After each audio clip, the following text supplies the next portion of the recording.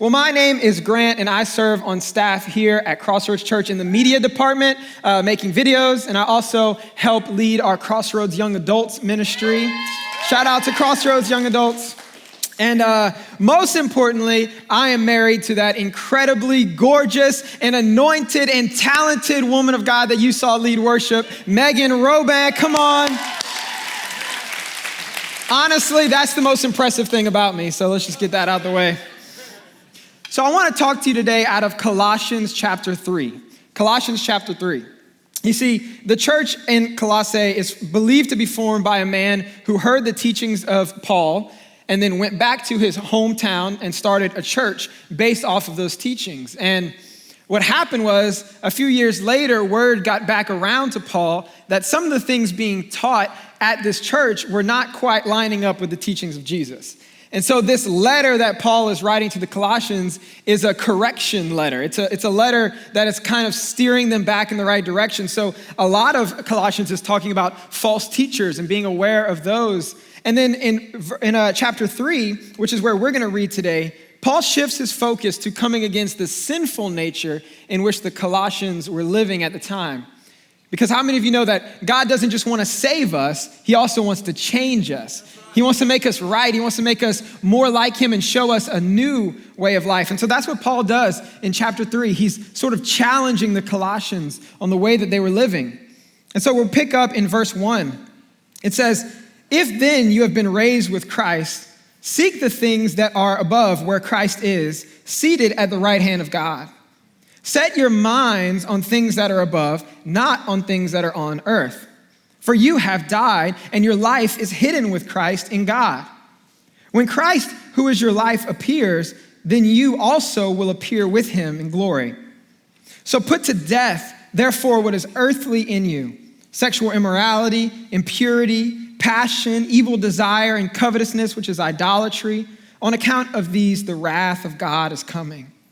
In these you too once walked when you were living in them, but now you must put them all away: anger, wrath, malice, slander, and obscene talk from your mouth. Do not lie to one another, seeing that you have put off the old self with its practices and have put on the new self, which is being renewed in the knowledge after the image of its creator." So my dad is in the audience today, and growing up, my dad would love to say things like this: "You know, when I was your age," or he'd say, "You better be grateful because when we were younger, we had to," right? Anybody ever say this to their kids? It drove me crazy. I was like, sucks to suck, old man. Like, we're just better now. Like, we're more advanced in society. We don't have to do that anymore. I'll never forget, every single year for our birthday, when we'd be opening presents, he'd always say, "You know what I got for my birthday? I got a cake." I'm like, "And you're taking that out on me? Like, I'm 8 years old. What am I gonna do? Go back in time and kick your dad in the shins? Like, I can't do anything about it." But as much as that frustrated me, I know that one day I'm gonna be that guy. One day I'm gonna be talking to my kids and I'm gonna be saying those same exact things. And I believe one of those things that I'm gonna be talking to my kids about that's just gonna blow their minds is whenever I tell them that I grew up on a gravel road. Anybody grow up on a gravel road? Come on, somebody. It's gonna blow their minds. I'm gonna be like, "Hey kid, you know that smooth pavement that you enjoy every day? Well, yeah, that wasn't the way when I was a kid. We grew up on a gravel road." They're gonna be like, "What's gravel?" It's these tiny rocks that we drove on. That's so stupid. Why did you drive on rocks? That's horrible. But I believe that if you grew up on a gravel road, you understand what I'm saying when I say that the greatest day ever was when they paved the road. Come on, somebody.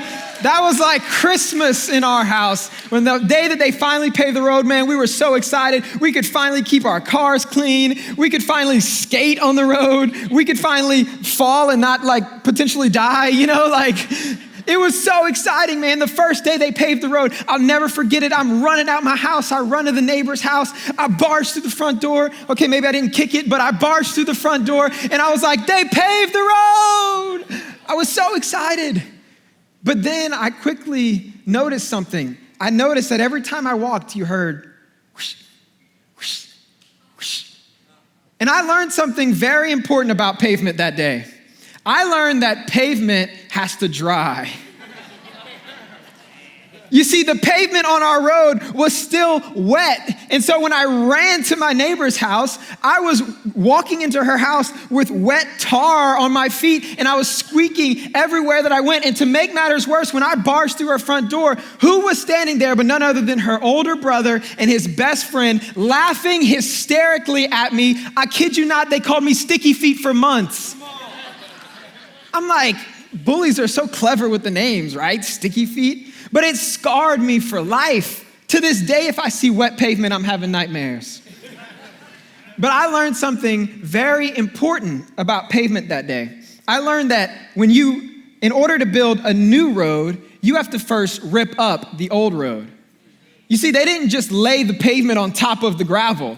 They had to remove the gravel first, lay a new foundation, and then they were able to build a new road. Maybe you've driven on I-10 anytime in the last 25 years and you've noticed that they've been under construction for a long time. But they didn't just lay the new roads down. They had to first rip up the old roads and then they could lay the new roads. And I'm here today on this Submerged Sunday, celebrating people that God has done a new thing in their lives, that God has changed them, God has made them different, and I want you to know that God desires to do a new thing in you, but first, he's got to rip the old thing out of you. He wants to do a new thing in you, but he's got to rip that old road out of you. Come on, I feel like there's some people in this room who've been trying and trying for months to get your breakthrough. You've been trying to start something new. You've been trying to turn over a new leaf. You've been trying to start a new chapter, but you've been trying to build a new road when you haven't let God rip up the old road. And that's exactly what Paul is saying in the letter to the Colossians. He's saying you're on the right track. You want to know God. You want to be close to him. There's just a few things that God has to rip out of you in order for you to get that breakthrough. And I love the terminology that Paul uses in verse 5. He says, put to death, therefore, what is earthly in you. Put to death, therefore, what is earthly in you. You see, with roads and construction, that ripping is done by the construction workers. The construction workers go in and they rip up that old road. But I believe what Paul is saying is that with God, we have a part to play in this process. You see, because with God, ripping is a team effort. Because in order for God to rip some things out of you, you've got to first be willing to say R.I.P. to those things on the inside of you. Come on, Pastor Jeff, I don't think they got that. I said, God wants to do a new thing in you. God wants to give you a hope and a future. He wants to bless you. But first, there's got to be a death that takes place. I've got to be willing to say, I'm dying to my selfishness. I'm dying to my pride. I'm dying in my sinful nature. And once I die, then God will be able to set a new thing for me. I was once dead, but now I'm alive. I was once blind, but now I see. Come on, give God 5 seconds of praise for the new life that he has for you. I feel God wanting to bring you truth today. It may not be the truth that you wanted to hear. It may not be the truth that gives us the warm and fuzzies on the inside, but friend, it's the truth that will set you free. So how do I do this? How do I say R.I.P. to the old things in my life? And how do I rip up that old road? Well, I'm gonna make it super practical. It's a 3-step process. The first step is to reveal. Reveal. First, you got to say, what do I need to die to?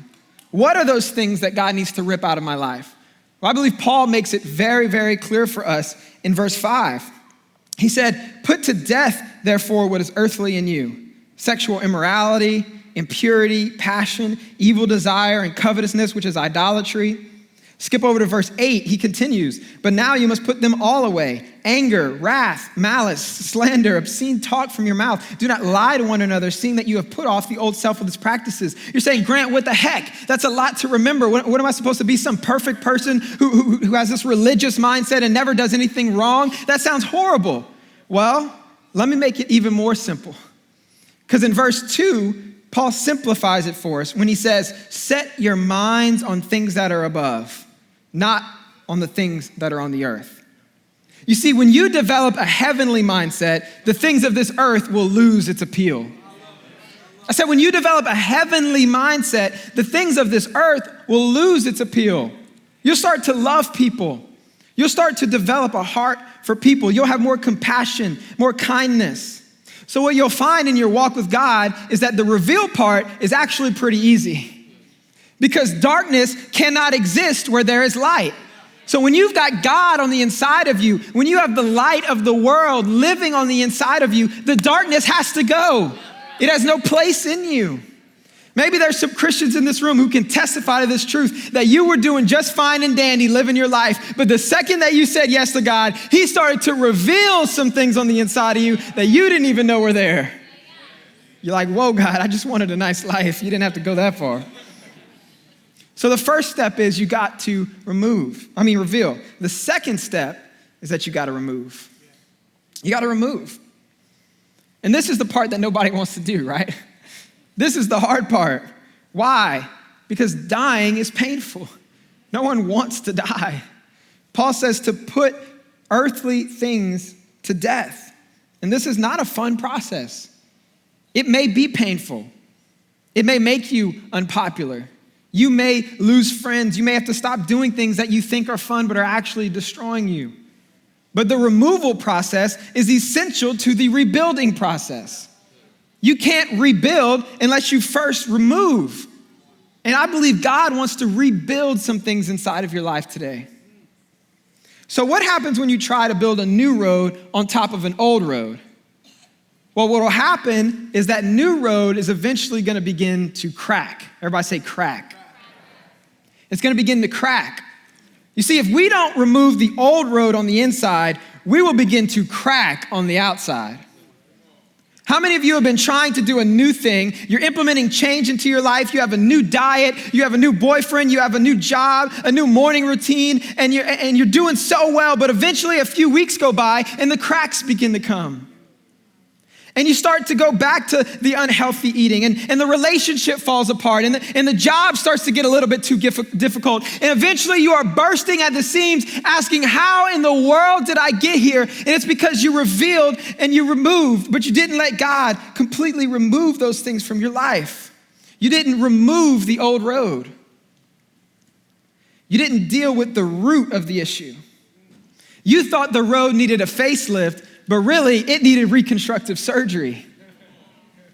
You thought you needed a new relationship, but really, you needed to find your identity in God and not other people. You thought you needed a new diet, but really, you needed to stop finding comfort in food. You thought you needed a new job, but really, you needed to find purpose.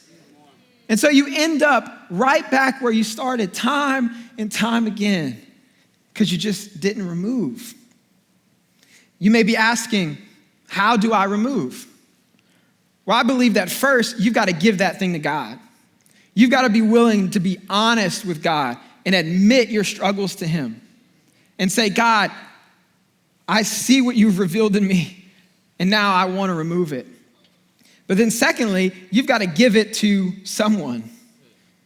See, not everybody needs to know your struggles, but someone does. See, if we're just floating through this life alone, internalizing all these struggles on the inside of us, friends, we're in a lot of trouble. And maybe you're here and you don't have that best friend or that trusted confidant that you can share these things that you know you need to remove. Well, call Crossroads. Join a small group. We have free counseling for you. There are ways that we can release some of these things that we're struggling with, that we know God wants to remove. And I believe that when you release them, that God is going to help you remove them from your life. Yeah.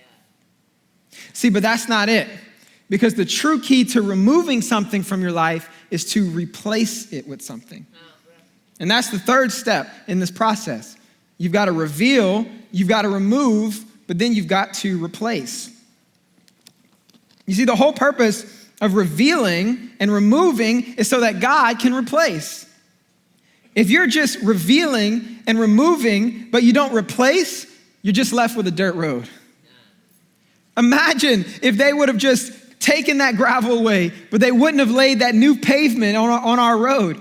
We would have been left with a dirt road, and we would have been worse off than before. And for some of you in this room, you know what you have to die to. In fact, you've even ripped some things out of your life, but you never replaced it with more time with God. You never replaced it with spending time in your word. You never replaced it with joining a serve team or joining a small group. And so you're left with this empty dirt road in your heart, and you're wondering why you're lonely, why you're depressed, why you keep falling back into your old ways. It's because you revealed and you removed, but you didn't let God replace. That's a word right there. So what does God want to put in its place? Well, if we continue reading further in Colossians, Paul continues in verse 12. He says, "Put on then as God's chosen ones, holy and beloved, compassionate hearts, kindness, humility, meekness, patience, bearing with one another, and if one has a complaint against another, forgiving each other as the Lord has forgiven you, so you also must forgive. And above all these, put on, replace with love, which binds everything together in perfect harmony." You see, this is the life that God wants for you. Our God is a loving God, and the only time that he asks us to remove something is when it's keeping us from something better. So I believe that God has a new road that he wants to place in your life today. So a few years ago, I went through one of the toughest seasons of my life. I was struggling with anxiety. I was struggling with loneliness. I was battling an addiction to pornography. And to top all of that off, I was caught up in this relationship that I knew wasn't right for me, but I just couldn't find a way to move on and to get over this. And it was a tough year in my life. I wonder if anybody's ever gone through a season like that. And honestly, that year, I kind of gave up on God. I wasn't hearing from him. I wasn't feeling his presence. I was still working at the church. I was still serving. I was still leading Crossroads Young Adults. But on the inside, I was empty. I was empty. Well, around that time, God brought Pastor Matt Ackman into my life.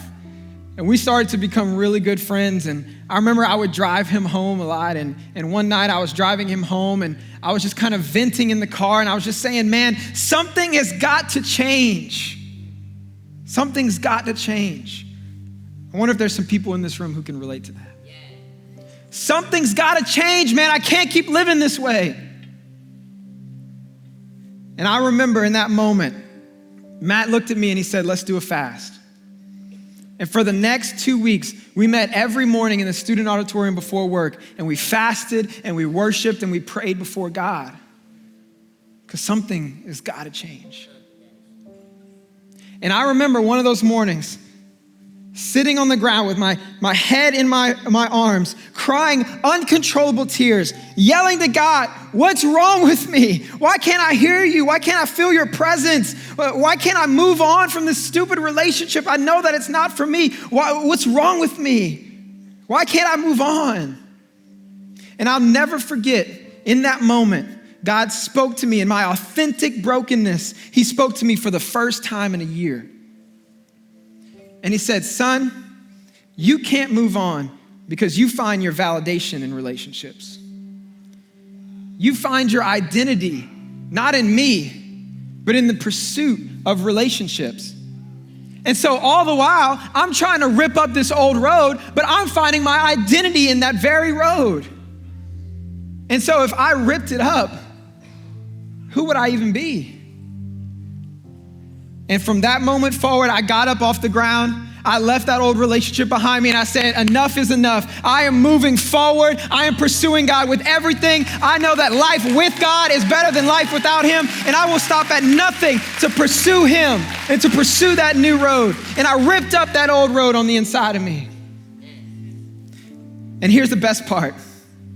1 month later, Matt invited me to a birthday party.